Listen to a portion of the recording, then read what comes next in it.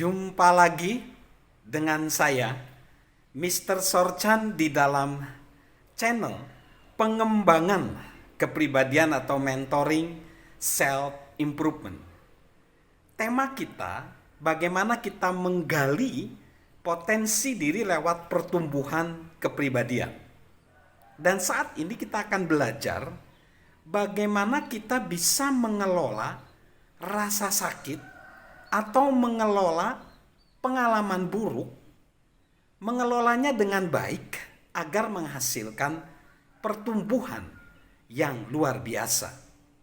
Untuk mengalami pertumbuhan kepribadian, kita perlu mengelola pengalaman-pengalaman menyakitkan, rasa sakit kita dan pengalaman buruk dengan baik. Guys, sahabat Mr. Sorchan, bagaimana biasanya kita menanggapi pengalaman buruk yang menimpa hidup kita? Apakah amarah kita meledak? Apakah secara emosional kita jadi menarik diri? Apakah kita menarik diri sejauh mungkin dari pengalaman tersebut? Apakah kita nggak peduli?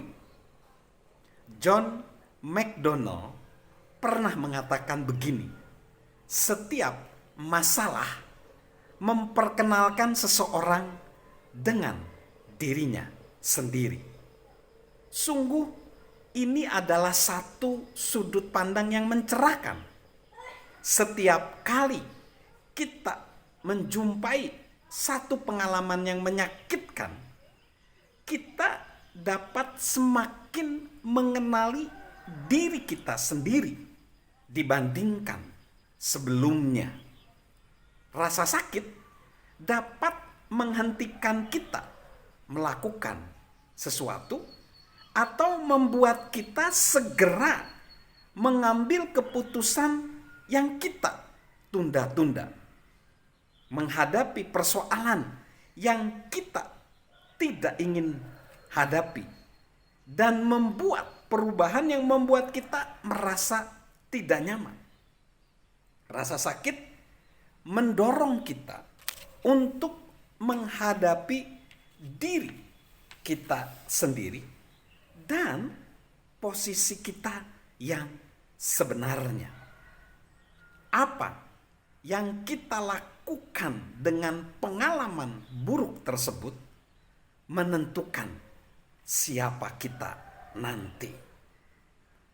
Kita akan belajar dari kisah Cheryl McGuinness, seorang wanita yang telah melewati pengalaman yang amat buruk. Begini ceritanya.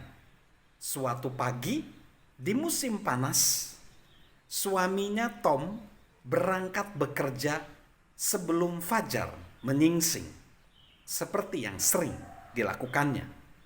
Dia mencium Cheryl, sang istri, sebelum pergi. Beberapa jam kemudian, Cheryl terbangun, mengantarkan putra-putrinya ke sekolah, dan mulai melakukan aktivitas rutin setiap harinya. Kemudian, seorang teman menelepon dia untuk menanyakan jika suaminya Tom ada di rumah atau enggak.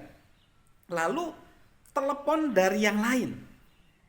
Ya, tahu bahwa ada sesuatu yang terjadi, tetapi ia sama sekali tidak membayangkan tentang apapun.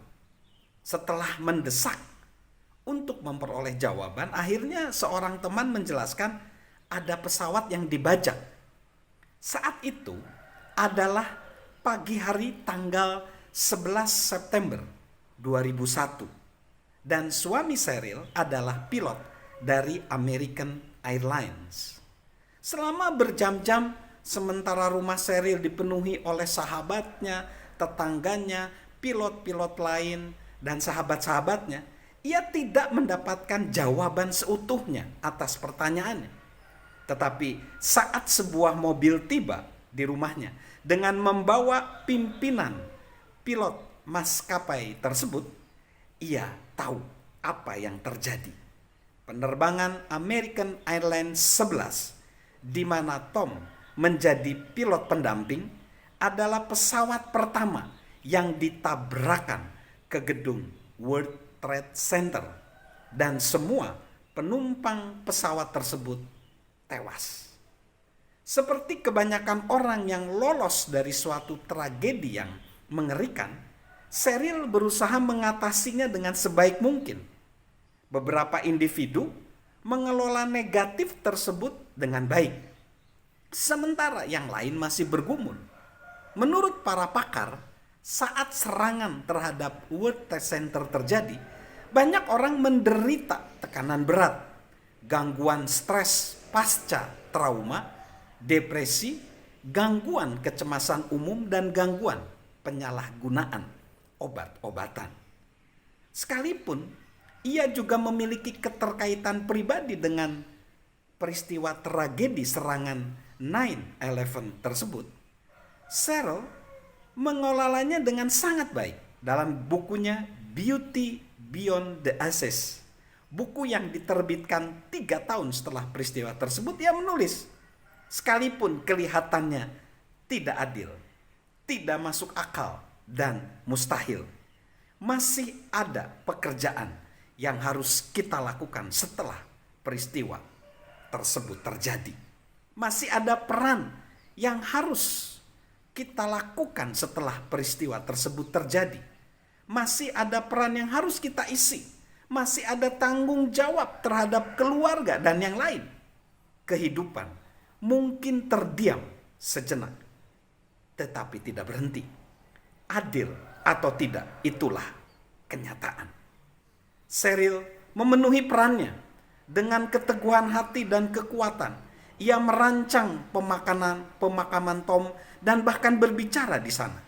Sesuatu yang jauh di luar zona nyamannya. Ia merawat anak-anaknya.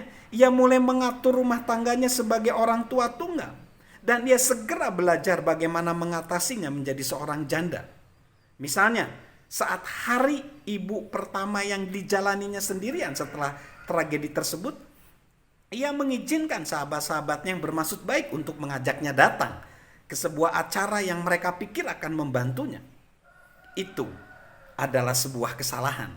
Begitu juga saat hari ayah mendekat, ia bersikap proaktif dan mengatur hari tersebut sebaik mungkin sehingga bermanfaat bagi dirinya dan juga bagi anak-anaknya.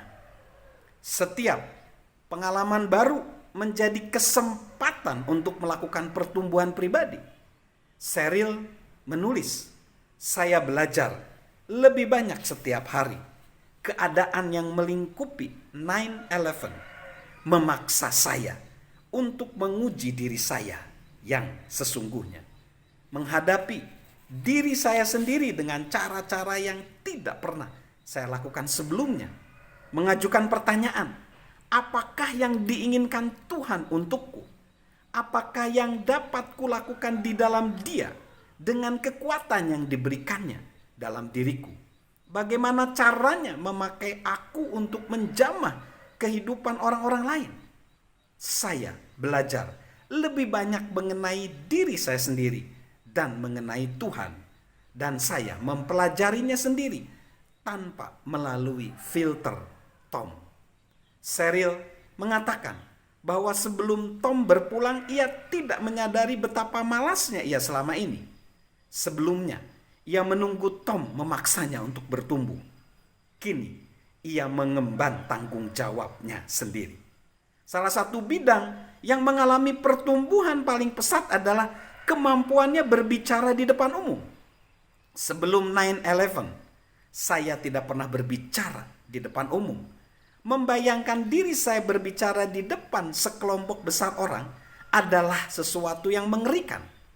Saat saya berbicara pada pemakaman Tom, saya mengesampingkan ketakutan saya untuk satu hari itu karena menganggap bahwa saya hanya melakukan kesempatan ini sekali seumur hidup.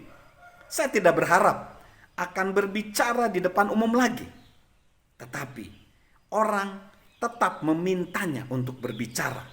Dan setapak demi setapak, ia bertumbuh sebagai seorang pembicara. Ia membulatkan tekadnya untuk menjadikan kehilangan yang dialaminya mendatangkan manfaat bagi orang lain. Saat dia menulis 10 tahun selanjutnya, dia bilang, itu adalah hari yang sangat-sangat mengerikan. Dan saya kira bahwa tidak ada seorang pun yang dapat melupakannya. Jawabnya. Namun kemudian ia menambahkan, dan dari abu 11 September, dari puing-puing hari itu, saya dapat bangkit untuk mengatakan saya lebih kuat dibanding 10 tahun yang lalu. Itulah yang dapat terjadi bila seseorang mampu mengelola pengalaman buruknya dengan baik. Salam untuk mengelola pengalaman buruk dengan baik demi pertumbuhan kepribadian. Dan salam sehat dari saya, Mr. Sorjan.